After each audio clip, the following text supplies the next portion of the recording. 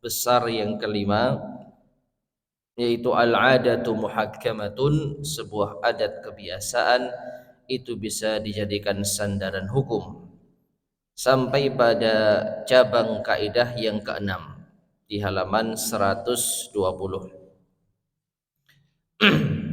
Jadi cabang kaidah yang keenam. Cabang kaidah ini berbunyi al-ma'rufu 'urfan kal masyruti syartan. Al-ma'rufu, sesuatu yang sudah menjadi kebiasaan, urfan, sebagai suatu adat kebiasaan, kal masyruti syartan, itu seperti sebuah syarat.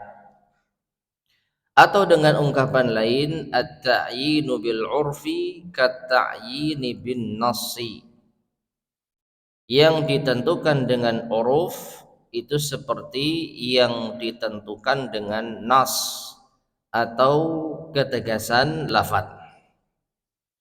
Makna kaidah, sesuatu yang sudah menjadi sebuah kebiasaan bersama, maka hukumnya seperti sebuah syarat yang harus dipenuhi, atau seperti sebuah kata yang sharih, yang tegas, dengan catatan kalau uruf ini tidak bertentangan dengan sebuah tasrih, ketegasan, sebagaimana yang sudah dijelaskan sebelumnya. Langsung ke contoh dari ini semua, maka yang pertama, kalau ada dua orang yang melakukan akad, maka konsekuensi dari akad tersebut mengikuti adat kebiasaan yang berlaku di daerah setempat. Misalnya, seseorang yang membeli sepeda motor, dan urf yang berlaku, adat kebiasaan yang berlaku, terdapat garansi mesin selama 1 tahun misalnya, maka garansi itu wajib dipenuhi oleh pihak penjual meskipun tidak disebutkan dalam akad. Ma'asyar muslimin rahimani wa rahimakumullah, seperti yang sudah-sudah dan sering kita ingatkan, bahwa cabang kaidah itu ada kalanya penegas dari kaidah utama. Al-'adatu muhakkamatun, adat kebiasaan itu bisa menjadi landasan hukum. Ya. Nah, di kaidah yang keenam ini sebenarnya tidak ada perbedaan yang signifikan. Apa itu? Suatu adat kebiasaan yang telah disepakati bersama, maka itu ibaratnya seperti sebuah syarat yang harus dipenuhi. Dalam contoh yang disebutkan oleh penulis di sini, ada akad jual beli sepeda motor. Ya, ada akad jual beli sepeda motor. Tidak ada akad tertulis garansi selama setahun. Tidak ada. Tetapi sudah menjadi kebiasaan masyarakat setempat, yang namanya beli sepeda motor itu ada garansinya selama 1 tahun. Ya, jadi sudah menjadi sebuah kebiasaan masyarakat. Anggaplah beli motor itu ya ada garansi selama 1 tahun. Maka seakan-akan orang yang telah bertransaksi akad jual beli sepeda motor ini telah sepakat akan syarat yang telah ditetapkan oleh adat kebiasaan. Secara teks perjanjian akad tidak ada, tapi secara uruf adat kebiasaan ini ada. Maka kalau ada dari pihak pembeli yang di tengah-tengah pemakaian motornya dalam rentang waktu 1 tahun yang komplain mesinnya bermasalah, maka pihak penjual wajib untuk membenahinya, wajib untuk yaitu menservisnya, meskipun tidak ada di dalam akad garansi mesin 1 tahun. Tapi karena sudah menjadi kebiasaan atau sudah menjadi kesepakatan bersama dalam suatu kebiasaan masyarakat, maka ini harus dipenuhi. Ya, maka ini harus dipenuhi. Dan ini juga mirip dengan contoh-contoh yang sering kita sampaikan kemarin. Ya, sebuah kebiasaan masyarakat dalam ongkos tukang. Ya, ini yang paling sering kita angkat. Ongkos tukang di suatu masyarakat itu 200.000 misalkan. Maka ketika ada orang yang memakai jasa tukang tanpa ada disebutkan berapa bayaran satu harinya, ya, maka harus atau sudah tertuang di dalam syarat yang tidak tertulis bayarannya adalah 200.000 per hari. Ya, sehingga kalau tukang sudah selesai mengerjakan tugasnya dan menagih upahnya, maka wajib untuk dipenuhi sesuai dengan kebiasaan masyarakat. Jadi ini ibarat sebuah syarat. Kalau mau pakai tenaga saya, ya syaratnya upahnya 200.000 meskipun tidak terucap di awal.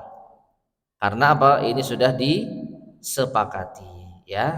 Nah, seperti itu. Kemudian contoh yang kedua, nafkah yang boleh dituntut oleh seorang istri atas suaminya adalah yang menjadi kebiasaan masyarakat setempat menurut kadar kaya dan miskinnya suami. Nah, ini Allah a'lam bishawab serba apa istilahnya ya? Nggak bisa ditetapkan ini ya. Yang mungkin bisa ditetapkan itu biaya harian. Ya. Kalau kadar kaya dan miskinnya seorang suami kemudian masing-masing memiliki perbedaan pendapatan, ya tentu sulit ya untuk kita jadikan sebagai patokan atau standar. Tapi kalau mencari tahu berapa biaya minimal per hari yang dibutuhkan sebuah keluarga, dilihat dari harga sembako, ya, ini bisa kita cari, bisa kita hitung. Anggaplah sehari sebuah keluarga yang terdiri dari suami istri dan 2 anak itu standarnya minimal menghabiskan 50.000 per hari misalkan ya, maka seorang istri ya bisa kita katakan boleh menuntut sesuai dengan hitungan itu tadi, ya. Nah, semacam ini ma'asyiral muslimin rahimani wa rahimakumullah, tidak ada akad yang tertulis ya. Ketika kita awal akad nikah dulu kan nggak ada hitungannya gini nih ya. Wajib memberi sekian berapa gitu ya dalam sebulan atau per hari. Maka dari itu ini kita kembalikan kemana? Kita kembalikan kepada uruf, yaitu adat kebiasaan masyarakat setempat. Ya, berapa minimal pendapatan atau apa namanya ongkos atau biaya hidup dalam sehari. Nah, itu bisa kita hitung dan situlah istri ya berhak untuk menuntut nafkah dari suaminya. Sehingga kalau kurang maka wallahu a'lam bishawab istri boleh untuk menuntutnya. Ya. Taib. Kemudian contoh yang ketiga, barang siapa yang menyewa mobil atau kendaraan lainnya, maka si penyewa boleh memuat barang yang sudah menjadi uruf setempat bisa dimuat dalam kendaraan tersebut. Nah, ini ma'asyiral muslimin rahimani wa rahimakumullah, tidak ada apa namanya itu akad tertulis biasanya kalau nyewa kendaraan kira-kira apa yang boleh dimuat. Biasanya kan tidak ada ya. Kalau kendaraan itu kendaraan penumpang ya, charter mobil, ya jelas yang diangkut adalah manusia. Kalau kendaraan itu semacam pick up atau truk, maka lumrahnya yang dibawa adalah barang dan semisalnya. Maka kalau ada orang menyewa mobil dan dipergunakan sesuai dengan uruf yang berlaku, nyewa mobil untuk kendaraan penumpang ya, rental mobil penumpang, maka si penyewa berhak untuk membawa penumpang sesuai dengan kapasitas yang berlaku. Ya, 5 orang, ya misalnya maksimal 5 orang, ya diisi 5 orang. Maksimal 7 orang, ya diisi 7 orang. Nah, kalau seandainya si pemilik mobil itu misalkan melarang untuk diisi penumpang lebih dari 3 orang misalnya. Nah ini, misalnya mobil itu kapasitasnya maksimal 7 orang. Di tengah-tengah penyewaan sudah diisi 7 orang gitu ya, tiba-tiba pemilik itu telepon, ya Pak, itu mobil nggak boleh diisi lebih dari 3 orang. Nah ini menyalahi apa? Urf, menyalahi kebiasaan, dan itu tidak melanggar ya, itu tidak melanggar. Kenapa? Karena urfnya orang kalau nyewa mobil ya boleh diisi sesuai dengan batas maksimal yang berlaku, kecuali diisi lebih dari itu berhak untuk melarang ya. Tetapi kalau diisi 7 orang komplain yang punya mobil, karena dia merasa mobil ini kalau diisi 7 orang itu bakalan cepat rusak gitu ya, maka nggak boleh diisi maksimal hanya 3 orang misalnya. Maka semacam ini, ma'asyar muslimin rahimani wa rahimakumullah, melanggar uruf. Dalam hal ini berarti si penyewa tidak bersalah apabila dia meneruskan penyewaan mobil tersebut dengan diisi batas maksimal. Nah, kecuali, perhatikan ini, kecuali dari awal si pemilik mobil sudah mewanti-wanti mobil ini tidak boleh diisi lebih dari 3 orang, padahal maksimal bisa 7 orang. Di awal sudah ada apa? Ketetapannya. Maka hal semacam ini lebih didahulukan daripada uruf yang berlaku. Ya. Dan ini pernah kita contohkan di cabang kaidah yang keberapa itu ya. Jadi tasrih ya, ketegasan itu lebih didahulukan daripada apa namanya? Uruf, kebiasaan. Yang dulu sering kita contohkan itu apa? Uruf masyarakat, kebiasaan masyarakat yang namanya rumput yang tumbuh di lahan-lahan rumah-rumah mereka itu boleh untuk diambil. Ya. Siapapun boleh untuk mengambil rumput yang ada di pekarangan warga. Tapi ada satu pekarangan yang tertulis dilarang mengambil rumput dengan cara apapun. Maka hal semacam ini wajib didahulukan. Ya, wajib didahulukan. Dan ini yang disebut dengan apa? At-tasrih, ketegasan. Kalau ada isyarat, kalau ada apa namanya? Uruf yang ternyata bertentangan dengan tasrih, maka tasrih itu didahulukan. Nah, kembali kepada masalah persewaan mobil, kalau ada pemilik mobil mengatakan pickup misalkan, dilarang membawa buah-buahan di mobil saya misalnya ya, maka ini harus kita tepati. Kalau tidak, kalau kita keberatan, ya sudah, nggak usah nyewa di satu, cari persewaan yang lain ya. Demikian pula kalau ada pemilik rental mobil yang mobilnya itu bisa diisi kapasitas maksimal 7 orang, lalu dia mengatakan dilarang membawa penumpang lebih dari 4 orang ya, padahal mobil bisa diisi 7 orang, maka dalam hal ini kita tidak boleh melanggarnya kalau sudah ada keterangan awal, keterangan di awal akad. Tapi kalau tidak ada keterangan sama sekali di awal akad, maka yang kita berlakukan adalah uruf. Apa itu? Adat kebiasaan. Kalau mobil 7 orang kapasitas maksimal bisa diisi 7 orang, maka kita isi 7 orang, nggak ada masalah. Pickup juga demikian, truk biasa dibuat angkut apa? Angkut apa saja, pokoknya bukan benda-benda terlarang. Angkut buah boleh, angkut material boleh, angkut yaitu apa namanya, barang-barang apa semacam kain boleh ya, karena urfnya adat kebiasaan masyarakat namanya mobil pickup atau truk itu memang dipakai untuk mengangkut apa? Barang, ya, mengangkut barang. Nah, sehingga ma'asyar muslimin rahimani wa rahimakumullah, orang yang menyewa mobil yang tidak ada kesepakatan apapun di awal, kalau diisi sesuai dengan urf yang berlaku maka tidak melanggar, ya, maka tidak melanggar. Nah, ini apa namanya, contoh yang ketiga. Nah, contoh yang keempat sekarang, yang di seorang tamu boleh makan makanan yang tersaji di meja ruang tamu meskipun tanpa dipersilahkan oleh tuan rumah kalau adat yang berlaku seperti itu. Nah, kira-kira memang seperti itu atau tidak? Beda-beda.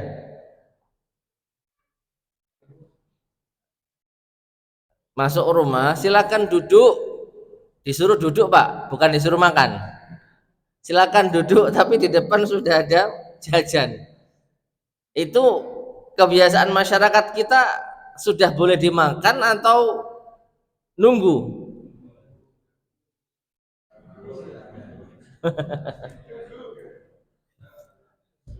Kayaknya nunggu ini karena rasa sungkan deh. Karena kita itu benar-benar mengedepankan unggah-ungguh. Ya. Buktinya apa? Anak kita mau buka, turun di kongkong ojo sih. Begitu tuan rumah datang, enggak apa-apa, ini memang untuk tamu. Nah, kan? Berarti ya harusnya itu sudah dipersilahkan, Pak. Tanpa disuruh, kalau sudah disuruh, ya, maksudnya disuruh makan ya. Kita sudah disuruh duduk dan di situ ada makanan, uruf yang berlaku harusnya sudah boleh dimakan. Cuman kita sungkan. Kita mengedepankan unggah-ungguh. Ya. Nah, sekarang buat apa memang makanan dipajang di ruang tamu kalau bukan untuk tamu? Hah? Buat jualan? Wah, beda lagi, Pak. Jelas-jelas di ruang tamu terus itu jajan tamu. Ya. Nah, wallahu a'lam bishawab, saya rasa menurut kebiasaan itu sudah dipersilahkan. Cuman karena kita sungkan, kita baru mau makan kalau disuruh, ya. Nah, tapi kalau memang sekali lagi, kalau memang adat kebiasaan tidak membenarkan hal itu, maka kita nggak boleh asal makan, ya. Dan yang mungkin yang lebih, yang pernah kita contohkan yang insya Allah sangat-sangat jelas itu di kalangan santri, ya, di kalangan santri pondok pesantren. Kalau di asrama mereka itu ada jajan gemeletak di meja umum, itu sudah halal buat siapa saja, tanpa izin monggo diambil. Nah, itu uruf yang berlaku, ya. Jadi seakan-akan kalau ada yang naruh makanan di meja ini syaratnya sudah boleh dimakan bareng-bareng tanpa izin, ya. Nah, itu mungkin lebih bisa apa namanya, diterima. Jadi sudah, pokoknya kalau ada santri naruh makanan di meja umum itu berarti untuk bersama. Wallahu a'lam bishawab. Taib. Nah, kemudian kita beralih pada kaidah terakhir, kaidah yang ketujuh dari kaidah besar al-'adah muhakkamah, yaitu la yunkaru taghayyurul ahkamil ijtihadiyyati bi taghayyuril azman. Tidak boleh diingkari perubahan hukum ijtihadiyah karena perubahan zaman, ya. Jadi tidak boleh diingkari perubahan hukum ijtihadiyah karena perubahan zaman. Apa hukum ijtihadiyah akan kita bahas insyaallah. Makna kaidah hukum Islam itu secara garis besar ada dua. Hukum Islam secara garis besar ada dua. Yang pertama, hukum yang tetap, ya, tidak ada perubahan dengan perubahan tempat dan zaman. Ini adalah hukum yang sudah ditetapkan oleh syariat secara terperinci. Misalnya tentang tata cara sholat, puasa, zakat, dan semisalnya. maka hukum-hukum ini tetap dan tidak berubah dengan perubahan waktu dan tempat. Dari dulu sholat itu ya 5 waktu, puasa itu ya 1 bulan di bulan Ramadan, ya. Zakat fitr misalnya itu zakat yang dikeluarkan sebelum malam hari sebelum sholat Idul Fitri, yang dikeluarkan masing-masing jiwa 1 sa', yang kurang lebih kalau dikonversikan di dalam kilogram antara 2,5 sampai 3 kilo. Ya, ini hukum yang tidak akan berubah. Demikian pula dengan haji, ya. Nisabnya zakat mal dari dulu tidak berubah, ya kurang lebih 20 dinar yang nanti akan dikonversikan menjadi gram, kurang lebih 85 gram emas murni. Nah, ini hukum yang tetap, tidak akan mungkin berubah. Sedangkan yang kedua, hukum yang bisa berubah dengan perubahan zaman. Ini adalah hukum-hukum ijtihadiyah. Jadi hukum ijtihadiyah adalah hukum yang bisa berubah dengan perubahan zaman. Nah, hukum ijtihadiyah ini yang dibangun di atas dasar urf dan adat yang berlaku pada zaman tertentu. Maka kalau urf dan adat tersebut berubah dengan perubahan waktu dan tempat, maka hukum pun akan berubah. Dari sini perlu diingatkan agar tidak mencampur adukkan antara dua masalah ini, agar tidak terjadi kerancuan hukum. Jadi sekali lagi ada dua hukum, hukum tetap dan hukum yang bisa berubah. Hukum tetap contohnya sholat, puasa, zakat yang tidak akan mungkin bisa berubah. Hukum yang bisa berubah adalah hukum ijtihadiyah. Nah, misal hukum yang tidak bisa berubah, diulang lagi di sini ya. Hukum warisan, bahwa anak laki-laki mendapatkan 2 bagian anak wanita. Hukum aurat, bahwa laki-laki dari lutut sampai pusar dalam mazhab yang rajih insyaallah, dan bagi wanita adalah seluruh tubuh kecuali wajah dan telapak tangan menurut sebagian mazhab ulama, dan sebagiannya lagi tanpa kecuali. Nah, maka barang siapa yang menginginkan perubahan dalam dua masalah ini, dia telah melakukan kesalahan yang amat sangat fatal. Ya, jadi hukum warisan misalkan anak laki-laki mendapat 2 bagian anak perempuan, ini sudah ketetapan yang datang dari Allah Subhanahu wa taala. Kalau ada yang merubahnya maka sama dengan menentang ketentuan Allah Subhanahu wa taala. Nah, ini hukum yang tidak bisa berubah. Adapun contoh hukum yang berubah dengan perubahan keadaan, yang ini akan dibahas, atau ini yang dibahas di dalam kaidah kita. Tidak boleh diingkari perubahan hukum ijtihadiyah karena perubahan zaman. Yang pertama, larangan Rasulullah Shallallahu Alaihi Wasallam untuk ziarah kubur di awal masa Islam, kemudian beliau membolehkannya di akhir masa Islam. Ya, ini disebutkan oleh penulis sebagai hukum yang berubah dengan perubahan keadaan. Ma'asyiral muslimin rahimani wa rahimakumullah. Di antara penjelasan para ulama kita, mengapa ziarah kubur di awal-awal Islam itu dilarang? Karena di awal masa Islam kekhawatiran manusia masih memungkinkan untuk terjatuh di dalam perbuatan syirik cukup besar. Ya. Jadi di awal masa Islam Rasulullah Shallallahu Alaihi Wasallam melarang ziarah kubur. Untuk apa? Untuk menutup pintu yang bisa menjerumuskan kepada kesyirikan. Di mana mereka di awal-awal masa Islam itu adalah masa peralihan, meninggalkan kebiasaan jahiliyah. Mereka di masa jahiliyah telah beribadah dan menyembah berbagai macam berhala, berbagai macam patung, pohon, batu yang dikeramatkan, maka dikhawatirkan kalau umat Islam di awal-awal Islam dibolehkan untuk ziarah kubur, maka bisa jadi membangkitkan kembali kebiasaan jahiliyah yang telah dilarang. Ya,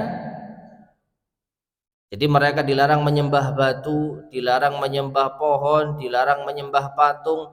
Lah sekarang ada kuburan misalnya. Kalau diperbolehkan, maka ada kekhawatiran mereka beralih dari patung, batu, pohon kemana? Ke kuburan. Maka dilarang di awal masa Islam. Namun setelah akidah umat Islam kokoh, mereka sudah kuat imannya, maka Rasulullah Shallallahu Alaihi Wasallam memperbolehkan ziarah kubur. Beliau Shallallahu Alaihi Wasallam bersabda, kuntu nahaitukum an ziyaratil kubur fazuruha fa innaha tudzakirul maut.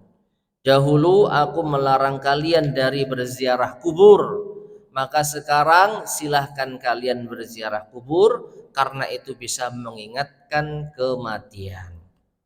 Ya. Nah, para sahabat ketika diizinkan untuk ziarah kubur, maka mereka benar-benar memanfaatkannya untuk mengingat kematian. Tidak terbesit sedikit pun di benak mereka untuk kembali kepada masa jahiliyah yang dahulu mereka menyembah batu, menyembah patung, menyembah pohon, sekarang menyembah kuburan. Tidak. Karena apa? Mereka sudah kuat akidahnya, sehingga mereka benar-benar memanfaatkan ziarah kubur untuk mengingat kematian, ya, untuk mengingat kematian. Dan di antara sahabat yang benar-benar menjadikan ziarah kubur sebagai pengingat kematian adalah Utsman bin Affan radhiyallahu taala anhu. Beliau pernah melewati kuburan kemudian menangis. Lalu ditanya oleh sahabat, tadzkurul jannata wan nara wa la tabki atabki min hadza? Anda sering menyebut tentang surga dan neraka tapi enggak nangis. Apa gara-gara lewat kuburan kok nangis? Maka Umar mengatakan, ya, Utsman bin Affan mengatakan, karena Rasulullah sallallahu alaihi wasallam mengatakan, innal qabra awwalu manazilil akhirah. Aku pernah mendengar Rasulullah SAW bersabda, kuburan itu adalah awal negeri akhirat.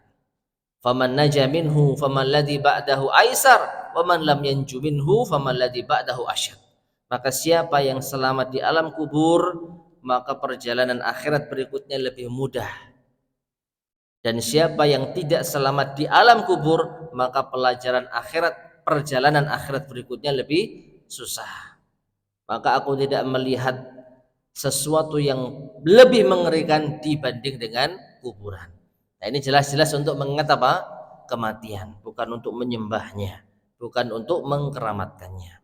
Nah, ini perubahan hukum karena perubahan apa?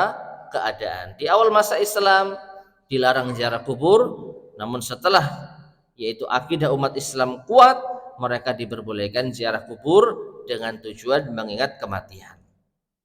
Baik, contoh yang kedua, larangan Rasulullah Shallallahu Alaihi Wasallam untuk menyimpan daging kurban di atas 3 hari. Kemudian akhirnya beliau memperbolehkannya. Ma'asyiral muslimin rahimani wa rahimakumullah, ini juga ada historisnya. Apa itu? Di awal masa-masa Rasulullah Shallallahu Alaihi Wasallam yaitu mensyariatkan kurban, ada suatu waktu, suatu kondisi yang di sana manusia sedang berada dalam kondisi ekonomi yang memprihatinkan. Terlebih orang-orang yang berada di luar kota Madinah. Maka ketika datang waktu hari raya Idul Kurban, orang-orang yang dari luar kota Madinah itu berbondong-bondong datang ke kota Madinah dengan harapan mereka bisa merasakan daging kurban. Nah, melihat hal itu Rasulullah Shallallahu Alaihi Wasallam melarang menyimpan daging kurban lebih dari 3 hari. Ya, Apa alasannya? Agar daging kurban itu benar-benar maksimal di dalam pendistribusiannya. Gampangnya, agar orang-orang dari luar kota yang mereka butuh makanan itu bisa mendapatkannya, bisa memakannya. Karena apa? Kalau sampai disimpan lebih dari 3 hari, maka ada alasan atau ada semacam apa istilahnya itu, potensi orang-orang yang datang ke kota Madinah tidak kebagian daging kurban. Kenapa? Disimpan oleh para sahabat. Dan yang namanya disimpan itu bisa disimpan dalam waktu yang lama, dikeringkan, disimpan di dalam rumah. Nah, sedangkan kalau tidak diperbolehkan menyimpan lebih dari 3 hari, mau tidak mau, kalau enggak dimakan habis, dia diberikan. Paham ya? Jadi karena para sahabat dilarang menyimpan lebih dari 3 hari, maka mau tidak mau kemungkinannya dua, dihabiskan saat itu juga dan nggak mungkin, karena mungkin keluarga mereka sudah apa, bosan dengan daging dan juga sudah kenang, sisanya diapakan, mau tidak mau diberikan. Nah, disitulah orang-orang bisa mendapatkan apa, hewan kurban. Namun setelah situasi ekonomi membaik, orang-orang dari luar kota Madinah tidak berdatangan di hari raya Idul Kurban, maka Nabi SAW membolehkan untuk apa? Menyimpan daging kurban lebih dari 3 hari. Kulu watasaddaqu waddakhiru. Ya, makanlah, sedekahkan dan simpanlah. Nah, sekarang keadaan pun juga demikian. Ya, di mana orang kalau makan daging kurban langsung habis sudah melenger gitu ya, maka boleh untuk disimpan meskipun lebih dari 3 hari. Wallahu a'lam bishawab. Baik, sudah masuk waktu Isya, azan terlebih dahulu, setelah itu kita lanjutkan sedikit insyaallah.